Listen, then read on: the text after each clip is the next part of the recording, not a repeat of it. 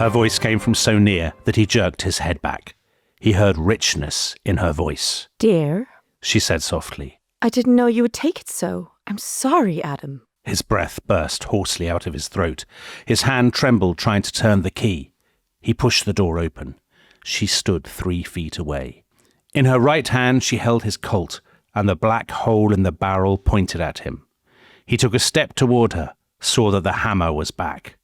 She shot him.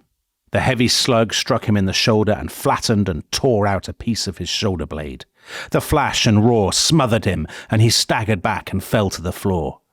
She moved slowly toward him, cautiously, as she might toward a wounded animal. He stared up into her eyes, which inspected him impersonally.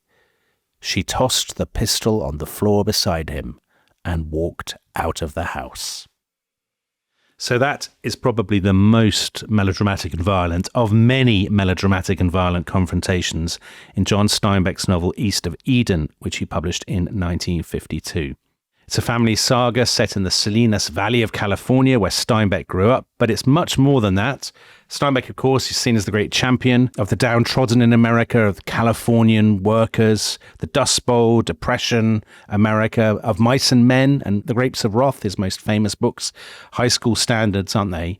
Yeah. But Tabby, this is the book that Steinbeck regarded as his absolute masterpiece, the book by which he thought he'd be judged. And there's a lot going on in East of Eden, isn't there? It's a very complex, surprisingly dramatic book, I think. It's a kind of massive retelling of the story of the opening chapters of Genesis in the Bible, particularly the story of Cain and Abel, and a little bit of Adam and Eve in there as well. It's a book about good and evil, about free will and destiny. How much are we trapped by heredity or by sort of cycles that repeat down the generations? And above all, I guess, from Steinbeck's point of view, he wrote it as a message to his 2 young sons. And basically what he was telling them was, you're not bound by the past, you're not trapped by history, you can choose your own fate and be whatever you want, and you're not tainted by original sin or anything like that. I mean, that all seems fairly kind of straightforward, but it was very controversial at the time. A lot of critics absolutely hated it. And I'm struck by the fact that a lot of the books that we've done so far on the book club have been hated by critics upon their publication. So there's something in that. But it's obviously been enduringly popular. So there was this very, very famous film in 1955 starring James Dean of only the second part of the book, an Elia Kazan film. And then Oprah Winfrey's book club, Oprah's book club, championed it in 2003 unexpectedly. And then that sent it back up to number 2 on the bestseller list. And she described it as maybe the best book she'd ever read. Wow, no less a critic than Oprah Winfrey. No less a critic, I know. We're following in some lofty footsteps there. But then part of the reason that we were drawn back to it, or I certainly was because there's a Netflix adaptation coming out this year starring Florence Pugh as Cathy, who we'll be getting onto because she is surely one of the most genuinely evil characters in all literature. Or is she just misunderstood, Tabby? Or is she misunderstood? Yeah. So let's get into the plot a little bit, and be warned, there will be spoilers, but this isn't, I think, a book in which the plot is really the point. Spoilers won't ruin reading it for you. So obviously, as you said, it's kind of a massive window into America during a period of flux. So the novel's set in California's Salinas Valley, and it chronicles the lives of these 2 interwoven families, the Trasks and the Hamiltons, between the start of the 20th century and then the end of the First World War. And we start with the kind of the well-intentioned Adam Trask, and he leaves his violent brother, Charles, to settle in this kind of Eden-like valley, the Salinas Valley. And he brings with him his mysterious but blatantly evil wife, Cathy. And she, before coming to the Trasks, she turned up on their doorstep kind of half dead. She had burnt her parents alive, burnt down their house. When she was a teenager, proper teenage rebellion. Exactly, and we'll explain all that later on. But she had worked as a prostitute before becoming a mistress to a horrible pimp. Yeah. Anyway, she's pregnant, possibly with Charles's baby, but Adam believes it's his. And after they move, she's not happy in the Salinas Valley, and she gives birth. She ends up shooting Adam and running away, and that's the opening reading. Anyway, Cathy goes off. She becomes this sadistic brothel owner. She's running the worst brothel in the town, right? That everyone speaks of in hushed tones. Exactly. Famously sadistic. It's famed for using the kind of dark, toxic desires of powerful and rich men against them. Yes. Anyway, so meanwhile, a kind of broken-hearted Adam raises his 2 sons, who Cathy has given birth to, Caleb and Aron, Cal and Aron, with the help of his Chinese-American servant, Lee. And their neighbours, the Hamiltons, who I mentioned in the beginning, that's Samuel Hamilton. He's an Irish immigrant. He's well loved, and his family of endless children. I can't remember their names, but let's just. They're all called Tom, Dick, and Harry. Tom, Dick, and Harry. Yeah, they might as well be. I mean, basically, no one. Massive spoiler. No one really cares that much about the Hamiltons. They take up. I do. You know, do you? Okay, yeah, I do. Totally. Wow. I love the Hamilton passages. Oh my God! I was tempted to skip those. I think they bring some much needed jollity to what is otherwise quite a dark, but ultimately important story.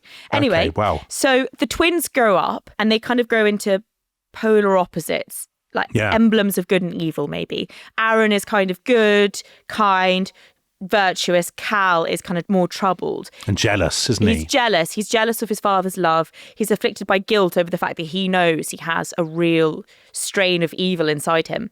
Aron becomes a priest, becomes obsessed with being virtuous, and then Cal wins back the family fortune, which Adam had lost in an ill-advised refrigerated lettuce business. You'll never read a book that has more about refrigeration in it. And frankly, it adds to the story, in my opinion. Right. But and they both seek the affections of the same girl, Abra. Finally, this tragic conflict breaks out between Cal and Aron because Cal offers his father his, recently won fortune. Adam rejects it and says, "You should be more like Aron."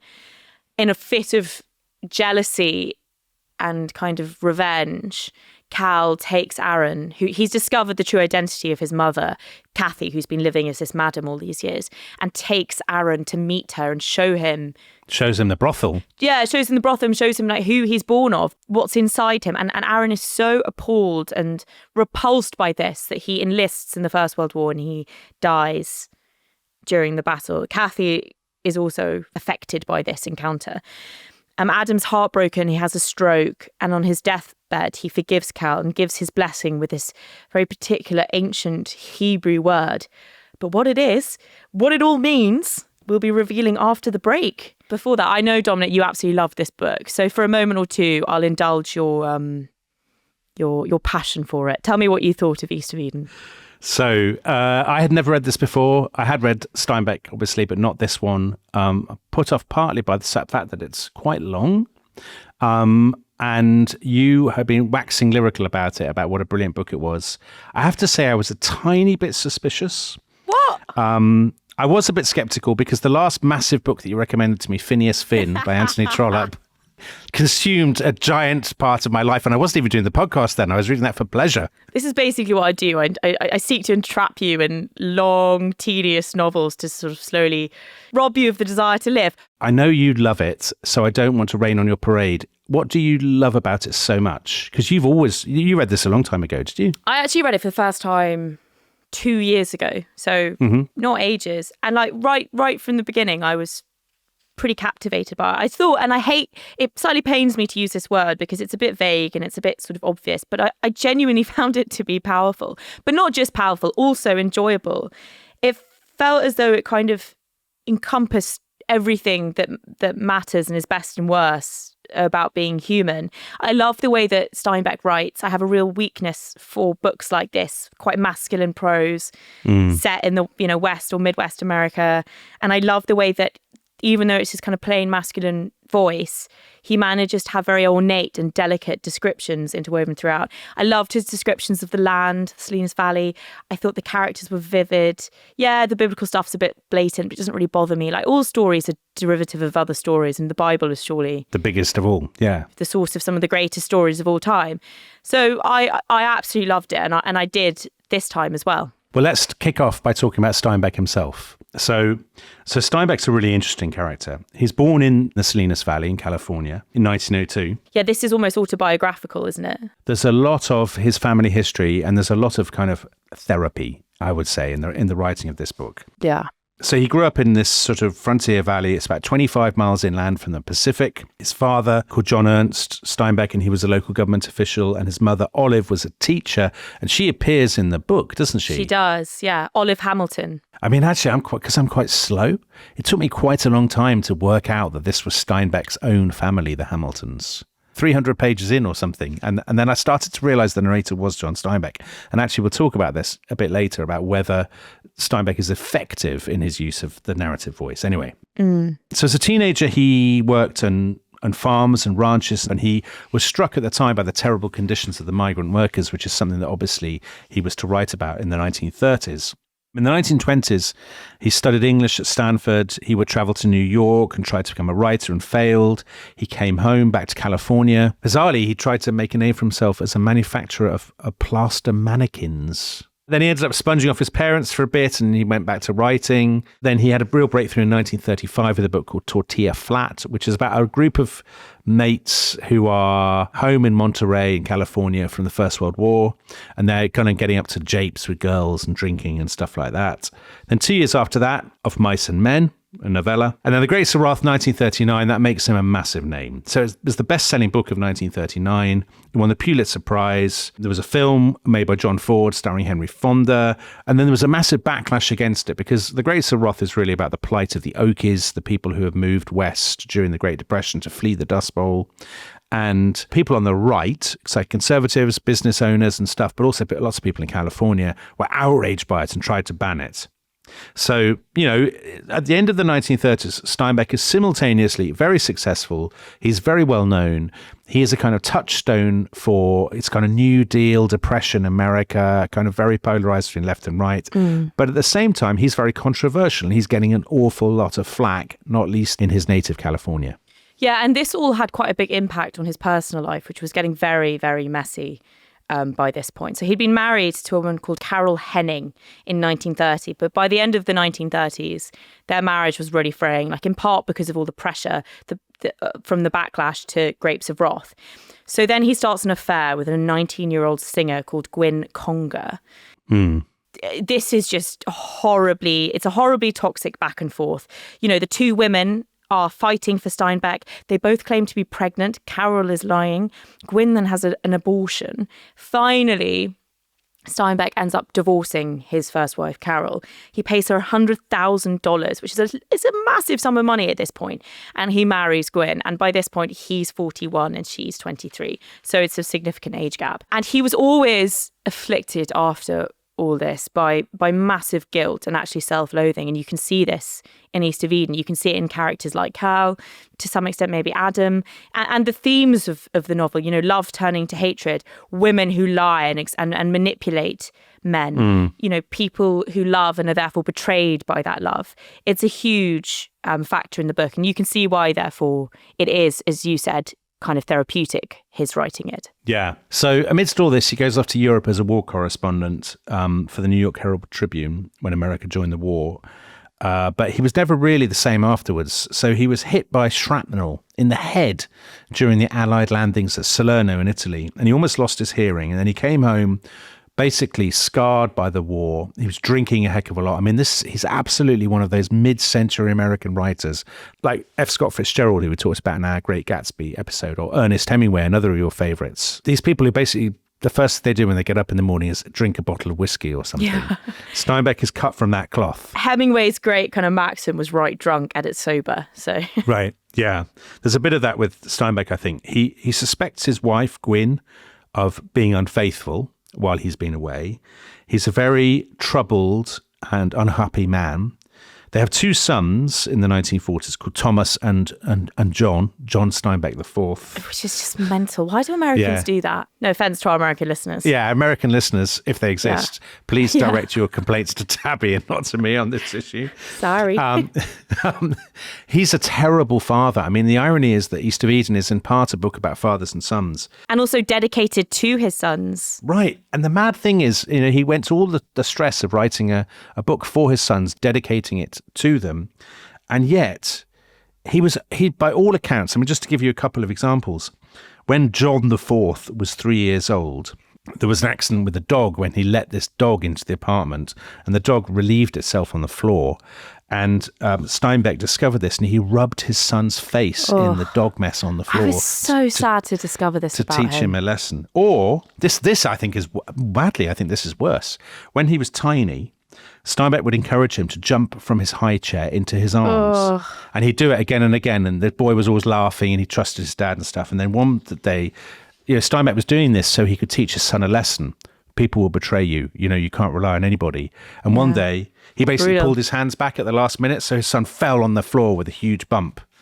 And as John IV said later, the great epiphany of my childhood was realizing that my father was an asshole. But, this is actually massively reflected in East of Eden itself, because there's this little passage about how that moment when children realise that their parents are flawed and fallible and how it shatters you. I just think it's very poignant. When a child first catches adults out, when it first walks into his grave little head that adults do not have divine intelligence, that their judgments are not always wise, their thinking true, their sentences just, his world falls into panic desolation. The gods are fallen and all safety gone, and there is one sure thing about the fall of gods. They do not fall a little, they crash and shatter or sink deeply into green muck, and the child's world is never quite whole again. I mean, it's so interesting that he can understand these concepts and he can see that it's his fault and that he's done wrong, but he can't change his behaviour. I think that's often the case with serially guilty people. Yeah, I think that's probably true. By the end of the 1940s, his life really is in a mess because his marriage is disintegrating to Gwyn. He's now drinking very heavily. They've fallen out because he wants to move to the countryside out of New York and she doesn't. And amid all this, he decides he wants to write a history of his family. And you can see that I think there's an element of nostalgic escapism in this almost. His own family life is a terrible mess. He's basically,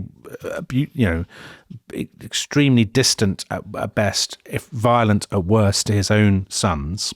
His wife, Gwyn, ends up asking him for a divorce. So you can see why he would want to look backwards, I guess, and to this sort of idealized paradise of his own boyhood, and to sort of want to tease out lessons from that he can pass on to his own sons. But he doesn't write anything until in 1949. He meets his third wife, who's called Elaine Scott. She works in theatre. They meet at a party. And she is your classic, mid-century male American writer's long-suffering wife. So she basically says, I will take care of the house. I'll take care of the paperwork. I'll do all the accounts. I'll do everything. I'll organise the cleaner and the man who sweeps up the leaves. You are free to write. And so crack on. Yeah. And so in 1951, he starts on East of Eden and he writes to his editor, who's called Pascal Covici. And he says, basically, this is it now. I either write the book or I do not. There can be no excuses. The writing will be spare and lean. The concept's hard. The philosophy old and yet newborn. It may destroy everything for me, but it has to be done. The way that he wrote this is just mental. It's extraordinary, actually. And we know this because there's a really nice essay online about it by a guy called David Krissinger, who of Chicago University. He writes the whole thing in pencil, in a notebook. He writes the story on the right-hand pages. On the left-hand pages, he writes a series of letters to his editor, Pascal Covici. And every day, he kind of gets into the writing by writing a letter to Pascal. And it's kind of like brainstorming. It's basically more therapy. His thoughts about the book, his anxieties, his ideas for characters, even just news about himself and his home life. And then he leaps across and continues the story on the right-hand page. But it's quite a slow starter. For about 2 weeks, progress he's not getting very far with it. And then on the 14th of February, he goes to visit his sons. And he's shocked because they're very, very distant with him. They're very cold with him. I mean, understandably, chucking them out of high chairs and rubbing their face in dog poo. Anyway, but he's still very, very upset by this. And as I say, shocked. And then that night, he just pours himself into writing and becomes totally absorbed by it for the rest of the year. He writes the whole book over the next 276 days. There's a massive, massive intensity to it. And he says, and again, that it has to be this masterpiece, puts himself under such pressure. And he even stops drinking during the week, which for him, he's a heavy, heavy drinker. Yeah. Where does this intensity come from? Why does it have to be kind of so powerful to him? And I think it's because it's this central redemptive idea that comes to him and just animates the entire book. And it's a secret wrapped up in the translation of a single Hebrew word, which I mentioned when I was kind of explaining the plot from the book of Genesis. And this, for him, holds the key to the entire story.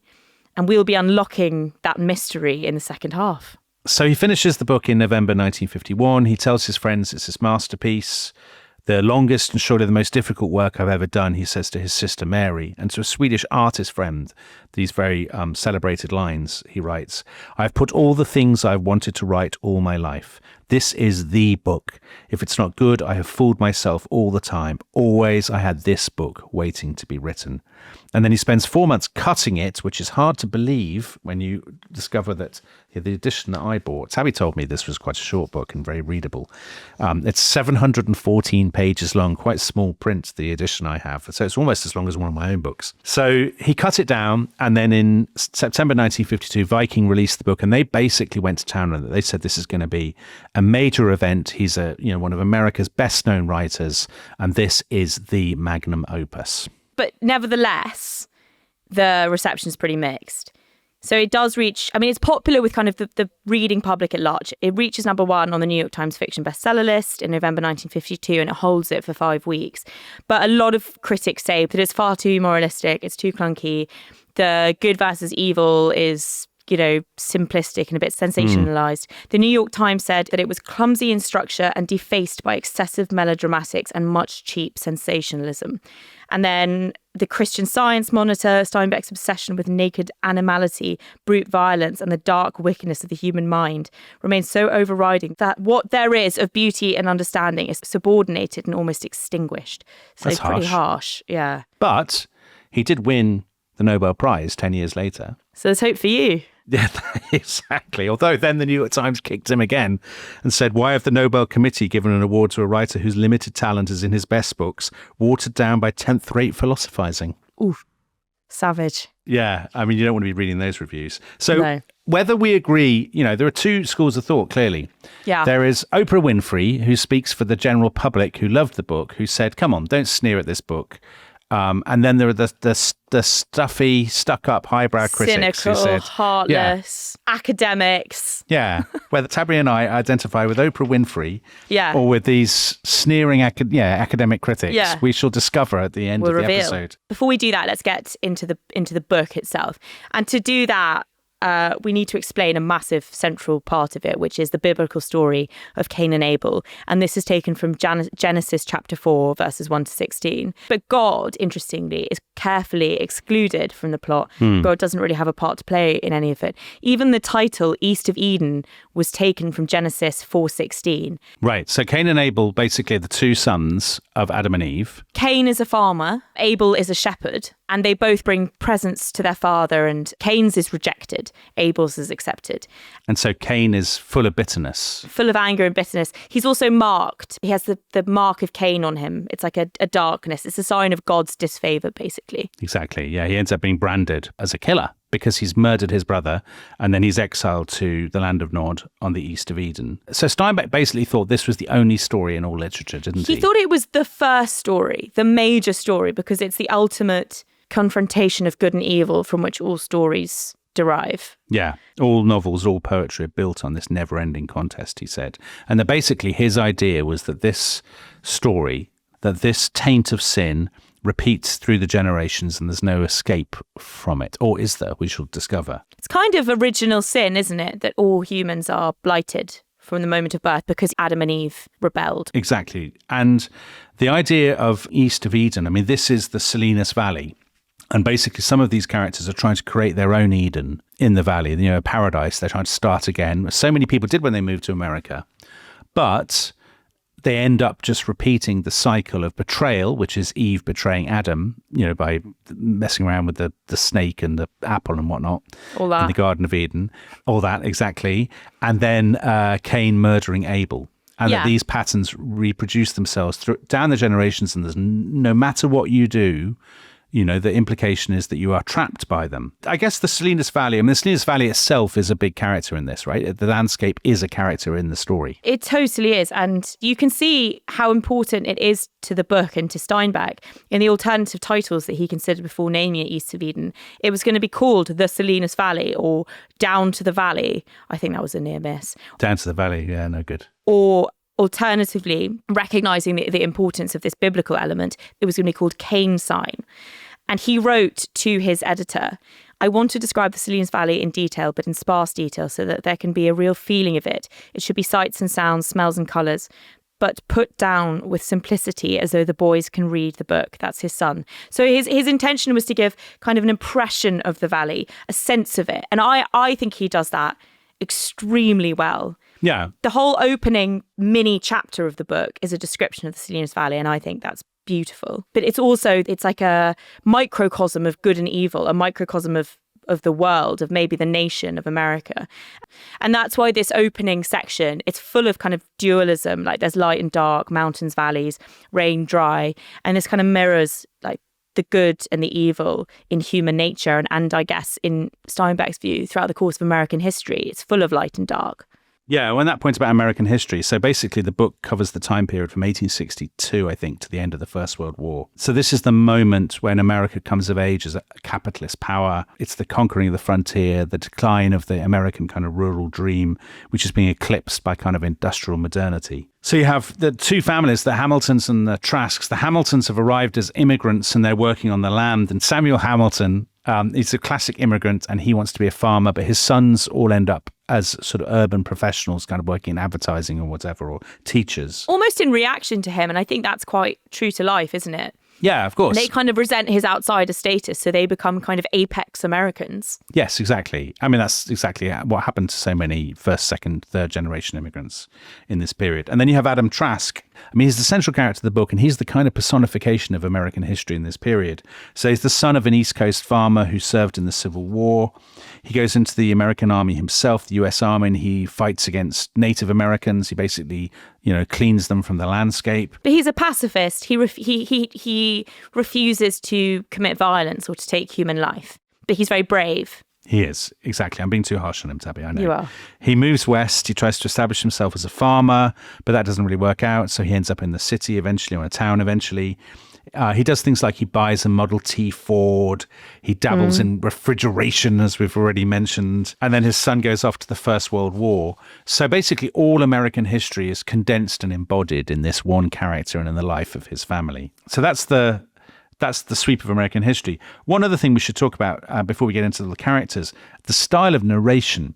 So I mentioned already, I didn't realize the Hamiltons were Steinbeck's own family for some considerable time. I thought they were the narrator's family. And I didn't think Steinbeck and the narrator were the same person. And actually, the reason he did that, I think, is because he'd thought he would write the book as a family history.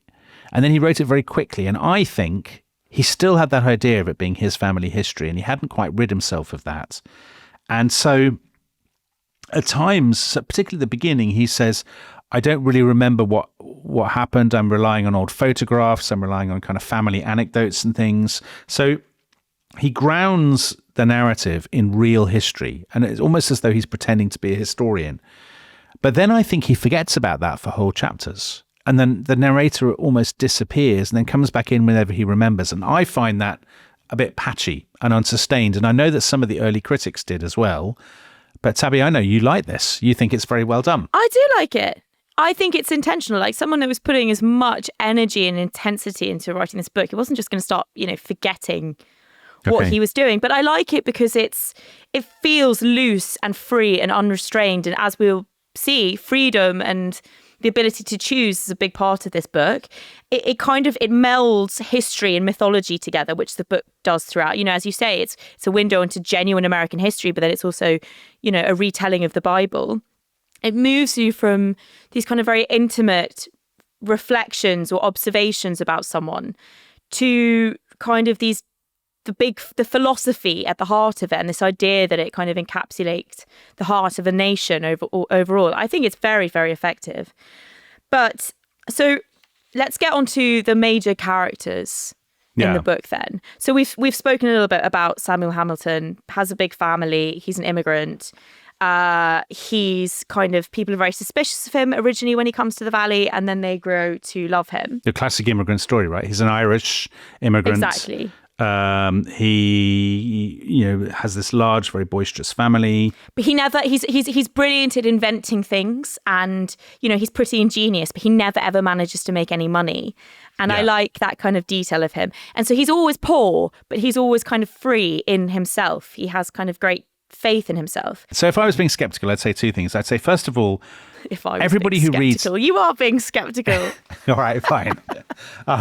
The Hamiltons, the stuff with the Hamiltons, I think a lot of critics at the time in the 50s said is redundant, because basically everybody who reads East of Eden is really only interested in one of these two families, which are the Trasks, which are the family that the Cain and Abel thing recurs in, and the good versus evil struggle. And the Hamiltons are a kind of slightly stolid counterpoint to that. We joked at the beginning they're all called Tom, Dick and Harry, and no one can remember which one is which.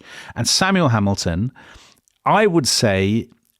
to me, he feels a bit of a stereotype. That basically the stoical, wise, hard-working Irish immigrant who, he's unlucky, but he's warm-hearted. Things that haven't really worked out for him, but he's a great patriarch and he loves his family and all this kind of thing. For me, he and his family do not feel terribly alive as characters. I think they do. That each child has a very different character, and each child kind of goes on to, symbolize something different about that kind of American dream. And also Samuel Hamilton, he has a real quirkiness to him, which makes him more than kind of just conventional and a bit of a stereotype.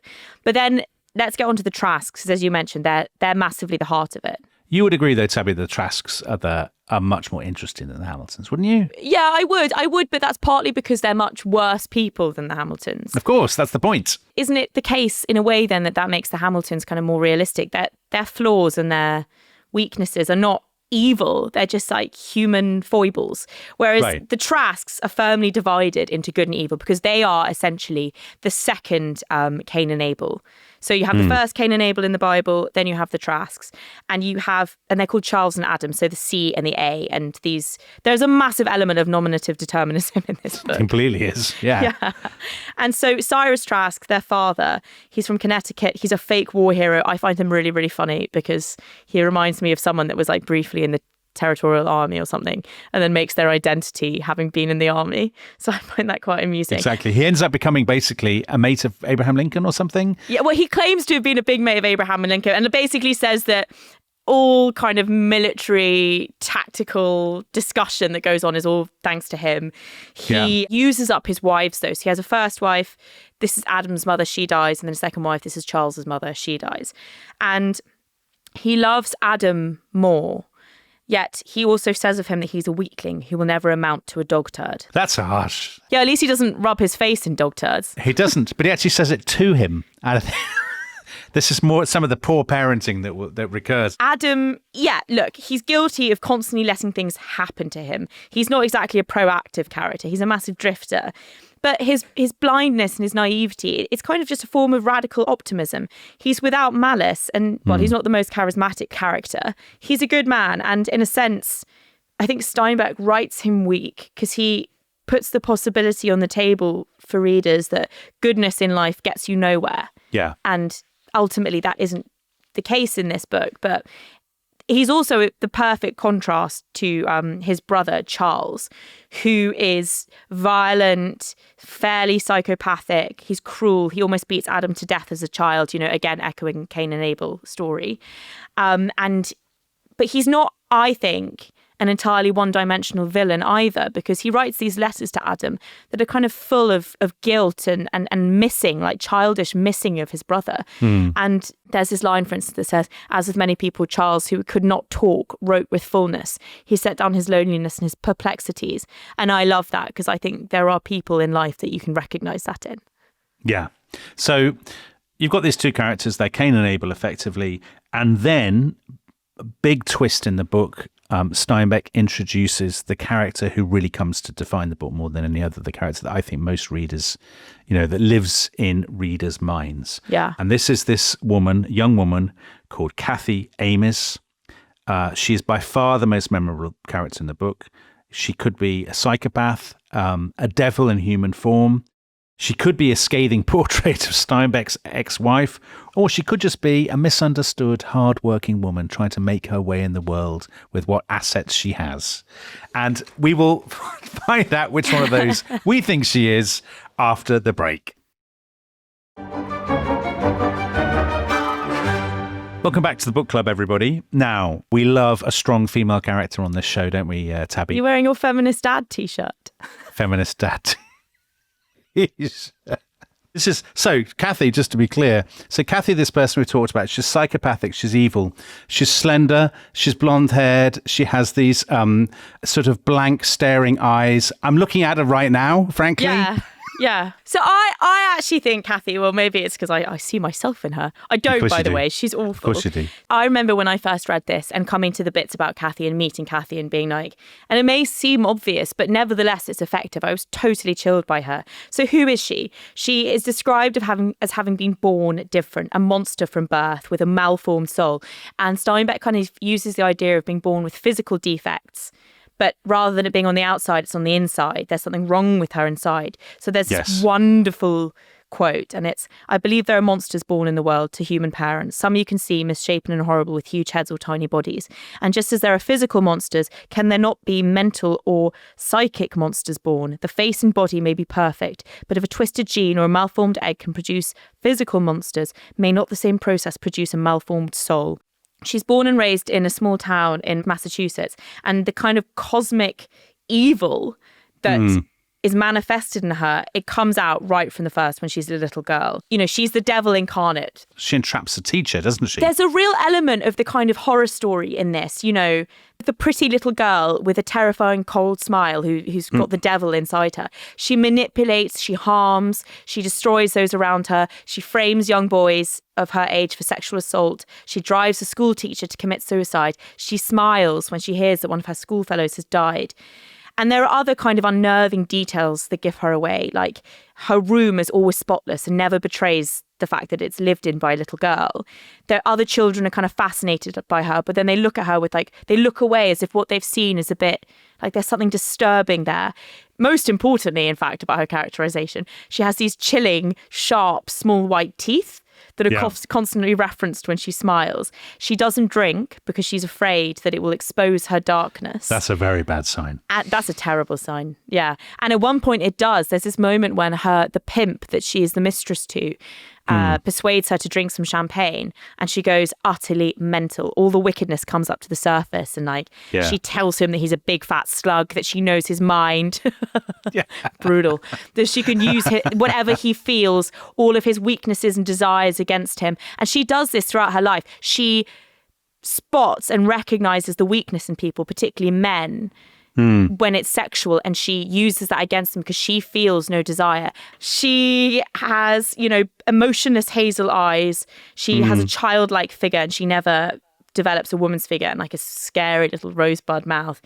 And then over the course of the novel, as she gets older, it's like the evil inside her starts to show on the outside because she becomes kind of twisted and crippled, contorted by arthritis. She's a formidably wicked character, and I think she's a joy to read. So at first, the only person who really sees through her is another so-called evil character. So the Cain figure in the first half of the book, which is Charles, Adam's brother. And Charles says to Adam, basically, she's been beaten up by the pimp because she accused him of being a fat slug. He beats her up. She arrives on their doorstep. She's been beaten within an inch of her life. And they take her in. Adam develops this huge fondness for her. Charles says to him, please, Adam, throw her out. She will tear you to pieces. She will destroy you, Adam. But Adam can't see it, as we'll discuss. Being able to see clearly and blindness is one of the themes of the book. Can you see the complexity of human nature? Or are you doomed to only see the good or only see the evil in people and not to see the sort of the battle within every soul? And love is blinding. Love makes you less able to see than ever. So Adam is blinded by his love. He thinks she's absolutely wonderful. All he sees is the golden hair. And so he ends up marrying her, although Charles actually ends up sleeping with her and is possibly the father of her twins. It's never really spelled out. Now, here's the thing. people who have not read the book and who've listened to our description may well say, I think that what we're describing is not necessarily a real person, but a pantomime villain, a bit of a caricature. So when Steinbeck says some people are monsters, she's just evil, I kind of think in a more sophisticated book, the characters would be more rounded than that. You wouldn't just say, here's a Dickensian villain and who ends up, she corrupts men. You might well say this is actually quite a misogynist kind of take on a female character, that the big female character of the book is just using her beauty and her sexuality to bewitch men and then to betray them and to, kill them or to steal all their stuff or whatever she does. I mean, she is a murderess. Yeah, but I actually totally disagree because, first of all, in the real world, there are psychopaths. They don't feel as other people feel. And there are murderesses.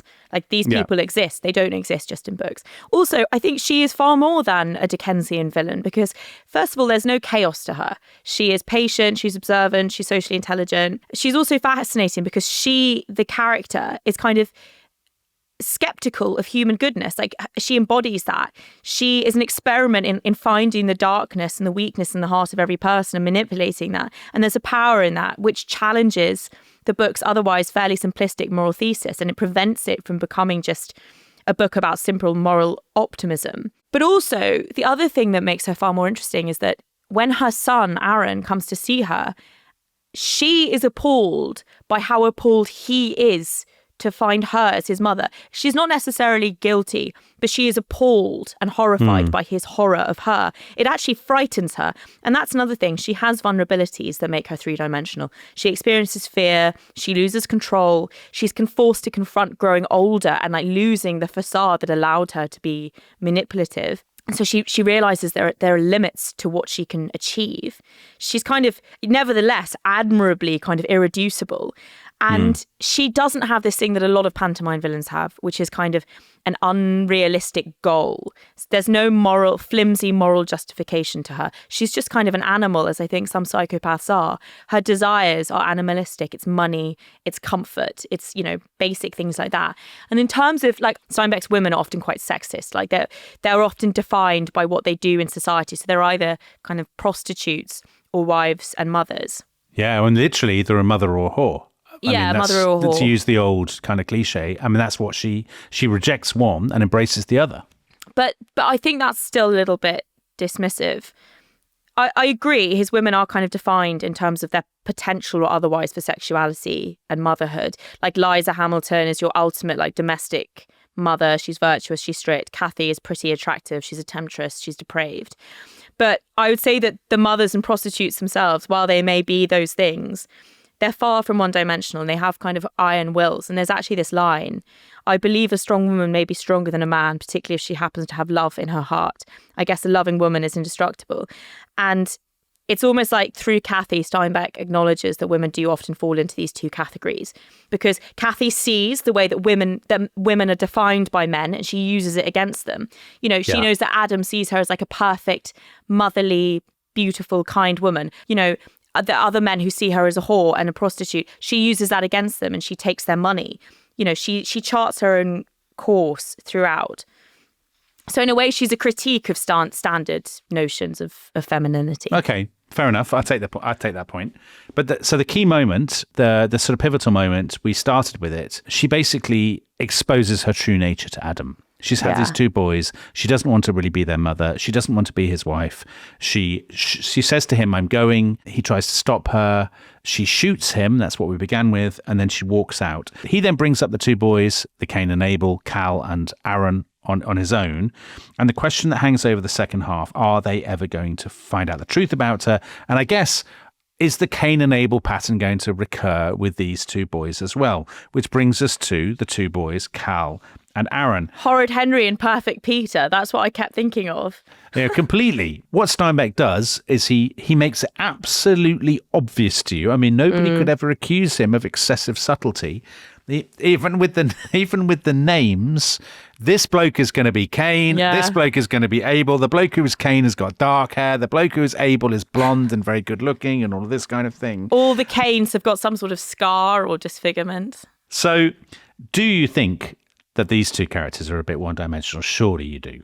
I do think, I have to say, I think Aron is massively one-dimensional. He's a bit tiresome, bit of a caricature. He's blonde, he's beautiful. He becomes obsessed with passionate purity.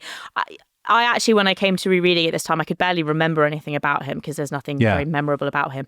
But there's a bit more to Cal, his twin brother. Actually, you're right about that. Cal is much more layered. Probably the most complex character in the book, really, because he knows that there is darkness and evil in him, and he spends the whole course of the book trying to fight it and struggle with it. He's tormented by his own self-knowledge, isn't he? Because Cal is aware of this thing about, can you see yourself and other people clearly? Cal really can. He can see that there is darkness in his soul and it really troubles him. He can be very manipulative and very cruel, and yet at the same time, we're told, he longs for his brother to love him. And his father.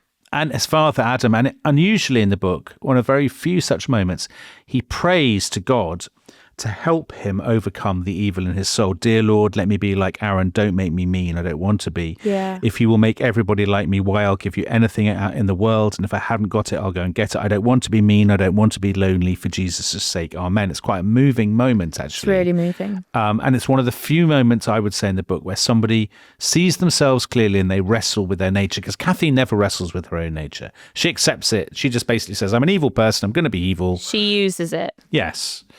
And the other person, I guess, that they live with, which we should talk about, is this guy called Lee. So Lee he's the sort of servant of Adam. He's perhaps a slightly dodgy character. Yeah. So he is Chinese American. He speaks in this kind of pidgin English, which we discover is put on because he's playing a part that people want him to play. It's what Americans expect him to be. Yes. And then once he's sort of unmasked, actually, you can speak very good English. What are you doing speaking this pidgin English? He then assumes his natural guise, which is of a sort of stereotypical mystical man of the East who dispenses Chinese wisdom at regular moments during the book. And, I don't know, some readers may find that powerful and moving.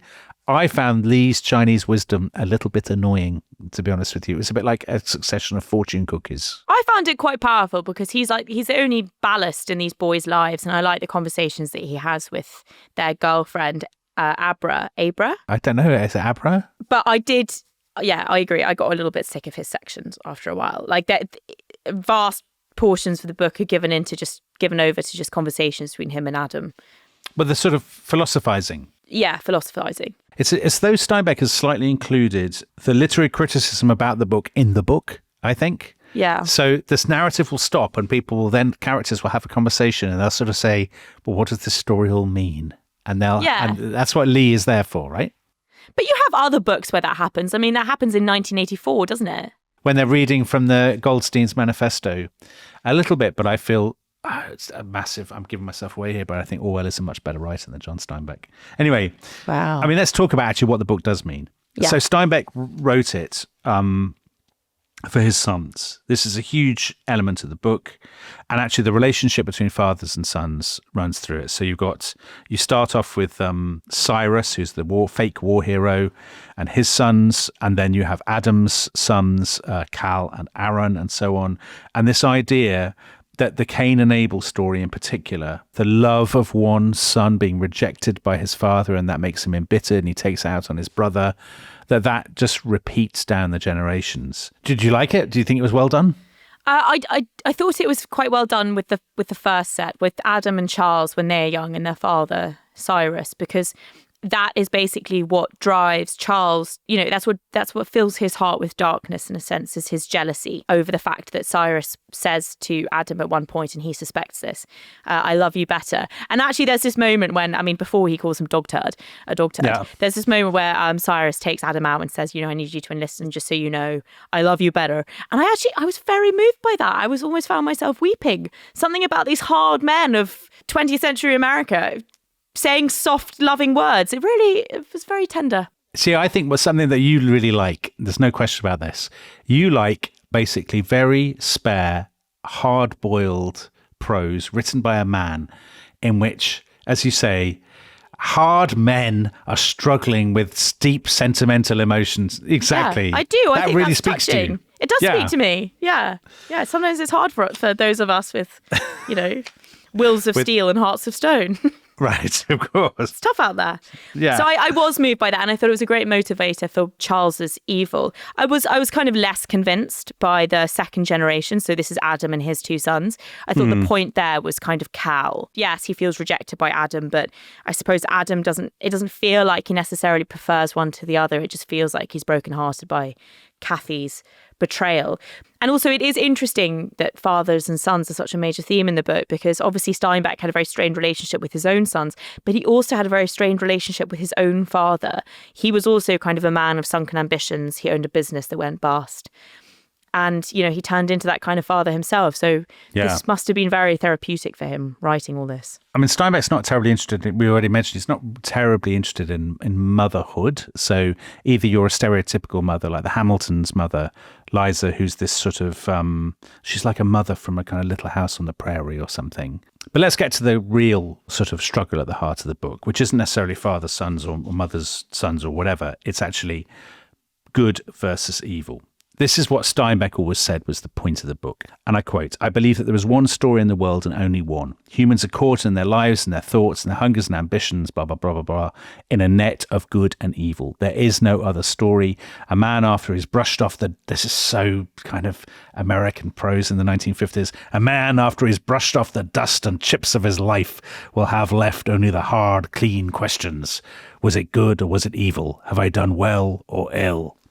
Now, I may sound like I'm mocking that, and I slightly am, because I don't think that is the only story you can tell, and I don't think that's the only subject of all literature. Of course, but it is a massive one. Yeah. I mean, the big Russian authors like Tolstoy, Dostoevsky, all those guys, they're constantly grappling with the question of, you know, the evil in every human heart and how to live a good life and stuff like that. And no one ever criticizes them for being I could see what you've written in your notes. I know you think I've got double standards on this. That I'm I do harsh on slightly think you've got Steinbeck. double standards, but also, the thing is, it may not be the only question. I don't think it is the only question, but just because it's kind of takes on this like mythical, greater than life quality in the book, it doesn't mean that, you know, in the day to day in people's like lives going about their daily business, it isn't something that everyone grapples with to some degree. It's just that you are, I think, too cynical. Like in this way, you don't think ideas govern, you know, human lives or the course of human history. You think it's stuff like, you know, how much food people need or how the economy is doing and stuff. So this idea wouldn't chime with you very well. But I actually think I like it. I think just because it may be a bit cliched, it doesn't mean it's not valid or true. Okay, fair enough. So we've already said that whether you can see good and evil clearly is a big theme. Like basically characters who are rewarded, who are successful, are those who can see both the beauty and the ugliness in people. So actually, even Adam, who is deluded most of the book because he can only see the beauty, there is a moment when he goes to see his ex-wife at her brothel. It's a very... I've forgotten about that. It's actually quite a powerful scene. And he says to her, you think you're so great because you just see the evil in people and you are cynical and all of this. You're the Dominic Sandbrook of brothel owners. So that casts us in our true roles on the show. You are the Cathy of this podcast, and I am the eternally kind and optimistic Adam Trask. Well, Adam says to Cathy, you know about the ugliness in people, but you don't know about the rest. You see only one side, and you think, more than that, you're sure that that's all there is. There is a part of you missing. And I suppose by Steinbeck's own lights, he's quite right. That he and Cathy are polar opposites, and each of them only sees one side of human nature. And the clarity with which somebody like Cal, Adam's son, can see the complexity of human nature, and he wrestles with his own demons, that elevates him. It makes him more successful as a character because he is alive to both the good and the evil in human nature. He wrestles with this darkness within himself, and he's frightened, isn't he, that he will be trapped by his own nature, that... he basically sees the Cain and Abel pattern. He thinks, gosh, I'm Cain and I'm doomed to evil and doomed I'm trapped by my nature. Yeah. And do you think people really think that's about themselves? Maybe you do. I think that is genuinely something that people battle with. I think some people go through life terrified of there being something inside them that has bad impulses. So I think that is true to life, and that's why Cal is such a relatable character. I think for anyone, you're lying if you think that you're good all the time. You're definitely not being honest if you say that you don't wrestle with yourself from time to time. But then the thing is, the other wonderful, hopeful part of this novel is that basically the crux of it all, this secret Hebrew word we've been alluding to throughout, it's all about freedom. It's about how we are in fact free to choose not to be the darkness inside us, but rather the good side of us.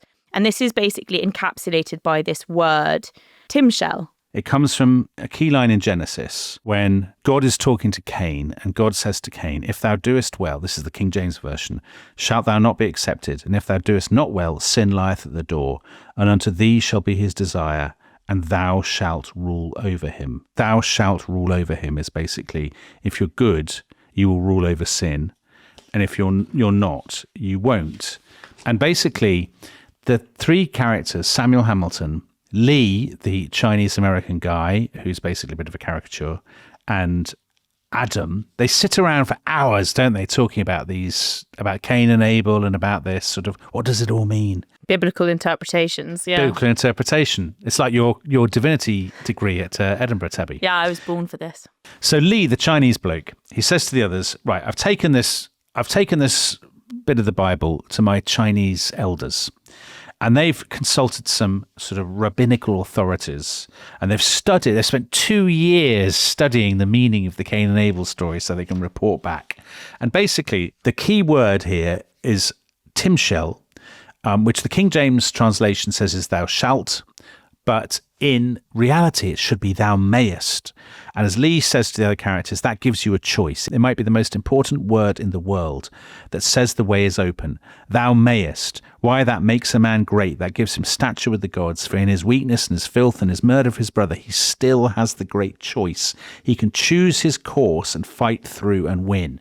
And Lee basically says, so Lee is given the role of the sort of dispenser of wisdom. Prophet almost, yeah. Yeah, exactly. And he says, this is what separates us from animals. We have the choice of good and evil. We're not trapped. We're not predestined. You might think you're going to be Cain, but actually thou mayest means, this word Timshel means you could choose to be a good person. You're not defined by your heredity or by the role that you feel like you've been given.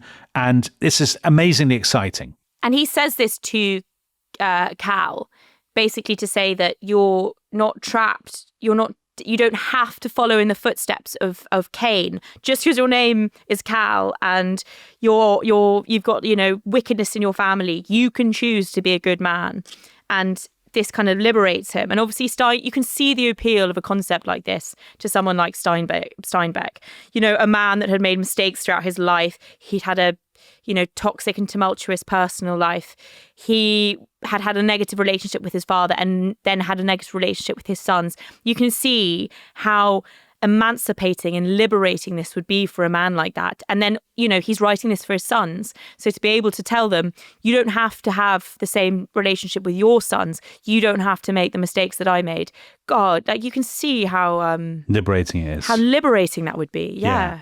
I find it liberating. But the irony, Tabby, I hate to be the person who's constantly raining on your parade. I mean, I don't really, but I'm pretending I hate it just for the purposes of pleasing the listeners. Steinbeck was wrong. Like, that word it doesn't even exist. It's not even a word, Timshel. The word is actually Timshel. And I read an article about this in the Jewish Review of Books by Sheila Tuller-Keiter. And she said, actually the original version was right and that Lee and Steinbeck are quite wrong, Oh, ye of little faith. Do you not think that I have not contemplated your every single tricksy little argument you'd have to destroy this book? It's intentional. He's doing it intentionally. He's not rewriting biblical interpretation. He's creating a philosophy and an idea in his book. It's more than a word. He's creating a magical word in a way, a way to reshape the way that we see human nature and put some more positive spin on things. I think he intended it to be mistranslated. Okay, so when we get to the very last scene in the book, which is basically... I actually cried the first time I read this. Oh, Tabby. Yeah. I'm going to have to really dial down what I was going to say now. No, let loose, let rip. No, Adam is dying, isn't he? And Cal comes in. So Cal, who basically has conspired or colluded in Aron's death, he by forcing Aron to confront the truth about his mother, he effectively drove him to enlist in the army in the Great War. Aron has been killed. The sort of telegram has arrived. Adam has had a stroke. He's lying in bed. He's dying. Lee brings in Cal, the bad guy, basically, and says, help him, Adam, help him. Give him his chance. Let him be free. That's what a man has over the beast. Free him. Bless him. And Adam does bless him. He whispers that word, Timshel, thou mayest, meaning you're not trapped by, by fate. You can choose to be a good person, set yourself free and be a good person. I forgive you, all of this. And well, clearly, I was about to say, do you find it moving? But clearly, if you were crying, I mean, you weren't crying at the prose, you were crying at the message. The message. Yeah. So you do find this moving. I do find it moving, firstly, because, the idea of forgiveness is always moving. Mm-hmm. Whether that's like in War and Peace or whatever, when Natasha's forgiven on the deathbed or anything like that. And then, it's a father dying, heartbroken, and then finding some degree of kind of hope and redemption in his wayward prodigal son. So I do find that moving. But also, he's not actually being massively moralizing here, Steinbeck. I mean, he is, but he doesn't say, here's the moral question, believe it. It's a story, it's a conversation, it's actually a debate that runs throughout. Like, are humans good or are they wicked? Does good get you anywhere in life?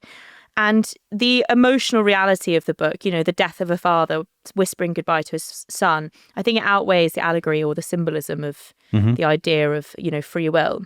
And I don't think it is preachy. His voice is full of thought and doubt. It's intimate. And, you love the Chronicles of Narnia, which has a big message at the heart of it.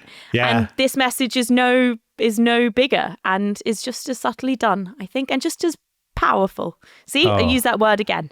It's that good. It's as good as the Chronicles of Narnia. I mean, that is good. Yeah. All right. So I think listeners can tell that we probably don't quite agree on whether this book is a great book or not. This book has created the tension at the heart of the book club. We've never disagreed so much. No. So Tabby stands with Oprah Winfrey. I do. And I stand with the New York Times, as always. So we're gonna mark this. What are we going to mark? We always, as part of our own commitment to subtlety, and sophistication, we mark these books out of 10. Yeah. So I'm going to appall you by giving it 5 out of 10. Oh, it's the lowest mark we've ever had. So the critics in 1952, what they didn't like about it, the highbrow critics, they said they did not like the Hamilton family. They found them redundant, which I do. They found Cathy unbelievable, a sort of mad psychopathic prostitute turned madam. They didn't like Lee's profound Eastern wisdom, and they found the Cain and Abel stuff too on the nose. And I agree with all of that. I agree with all of those things. That said, I know a lot of people love this book, and a lot, not just you, and loads of people do find it moving, and they love the kind of family saga element to it. And I agree with you about this. I think particularly maybe as a British reader, there is something always very appealing about these books set in kind of California on the frontier, people hewing out a new life for themselves. So that's why I've managed to find 5 marks to give it out of 10, Tabby. That's kind. That's good of you. But I know that you are going to give it a massive score. And feel free, be my guest. Well, thanks. I'm going to give it a 9 out of 10. As you said, I love books set in this kind of part of America, set during this time period. I love Steinbeck's writing. It's so simple and spare and plain, and yet it conveys incredible delicacy of thought and incredibly delicate descriptions. And like this delicacy delivered in this kind of hard masculine voice kind of cuts to the quick. I love the descriptions of the Salinas Valley, moving through the seasons. I like the message at the heart of it. I think it's a hopeful one, the idea that people can change. As you say, I love the family saga element. I actually thought the Hamiltons added a kind of nice domesticity to it that otherwise would make it just a book seen from the bird's eye view, maybe. And I read something that said that it captured the vast confusion of life. And that's how I feel about it. But I'm deducting a mark because I found Aron and Lee a bit boring. Our first proper disagreement, and the first, I hope, of many. Exciting.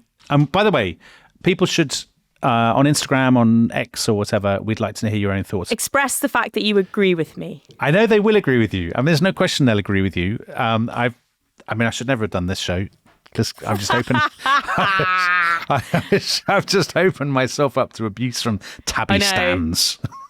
So what we've got coming up, I think some books that we'll agree on a little bit more. Certainly the first one, The Hound of the Baskervilles, is what we're doing next week.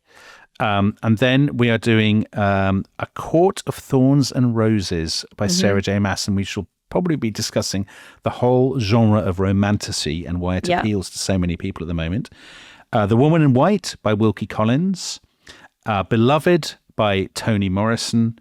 Mrs. Dalloway by Virginia Woolf. I'm looking forward to that. And after that, and another big change of tone, The Hunger Games. I don't actually know who wrote The Hunger Games. Who wrote The Hunger Games? Suzanne Collins. That's an indictment of my literary knowledge that I don't know. But I'm looking forward. You're just pretending. I was just pretending. It's one of my favourite books.